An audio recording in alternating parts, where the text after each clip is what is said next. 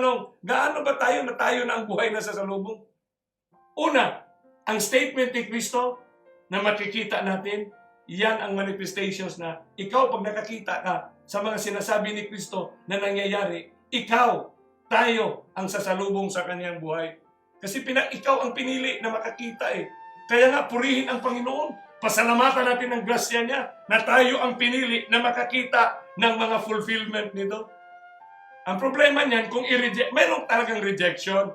Kasi sinabi naman ni Sister White din, our condemnation in the judgment is not because we are in error, but simply because we neglect heaven-sent opportunities for learning what is truth. Wala ba? Parang binauliwala lang ang mga ganito. Kaya makikita natin dito, kapatid, yung movement of coming ni Jesus at yung sinasabi natin movement of meeting Him at the clouds. Talagang urgent siya, kapatid. Pag binasa mo lahat at nakikita mo yung arrangement in literary construction, in journalism, makikita mo na napaka-focused. Focused ang kanyang message, focus yung arrangement niya, pati yung arrangement, no, yung pagkasunod-sunod ng kaganapan, focus na focus talaga si Kristo. Grabe yung applicability ng kanyang words, na yung wisdom na inibigay niya sa atin ay we will be left to behold and say how gracious is the Lord. Napakabait ng Panginoon. Isipin mo sa Matthew 23, so likewise, when you shall see all these things. Ano ibig sabihin ng all these things?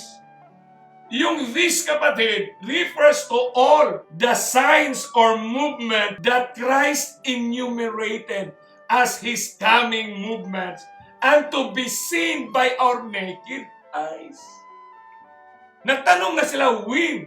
Pero dito sa what, yung what na tinanong ng disciples, binigay ni Kristo ang detalye at ibinigay din na yung when. Kaya nga sinabi dito sa Bible, no one knows the day and the hour.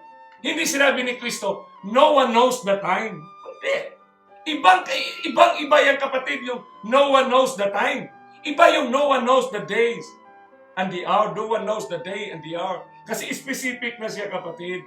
Pero yung time, there is a spatial movement na sinasabi. Kaya these things, when you shall see these things, it refers to all the signs or movements that Christ enumerated. So anong enumerate ni Kristo na movement? So alam na natin yun sa nakaibang. Kaya kayong naka-open lang ngayon, please, I encourage you in the name of Jesus Christ. You view it, my friend. If it requires you to spend $1 million, spend $1 million for it.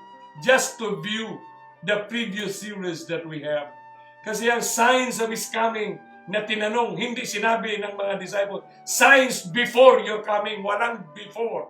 Signs of His coming. In other words, kung sinagot ito ni Kristo, yan na mismo ang movement ng kanyang coming. Kaya nga, tinawag yan natin na globalization sa lingwahe natin ngayon, pero sa language ni Kristo, all nations. Kaya nga tinatawag yan all nations. So napag-aralan natin natural world, yun ang mangyari, famines, pestilences, and earthquakes in the wood, in the diverse places. Kaya nandito na, gumagalaw na ang mga bacteria, virus, na ang kanilang dating sa atin ay global na ang dating. Hindi gaya noon. So makikita na natin ngayon, global na rin ang dating ng famines, global na rin ang dating ng earthquakes, global na rin lahat, kapatid, ang mga epekto ng natural world. Puntahan naman natin ang religious world. Ecumenical, nakita natin sa dalawa nating mga matayan. Na bakit mayroong program na Christian unity. Sa political world, parehas na lahat ng mga presidente, mga lahat ng bansa. Kaya ang tawag niyan, United Nations. So, simple siya pero profound ang kanyang kaganapan. So, when you shall see all these things, yan ang sinutukoy ni Kristo na all these things.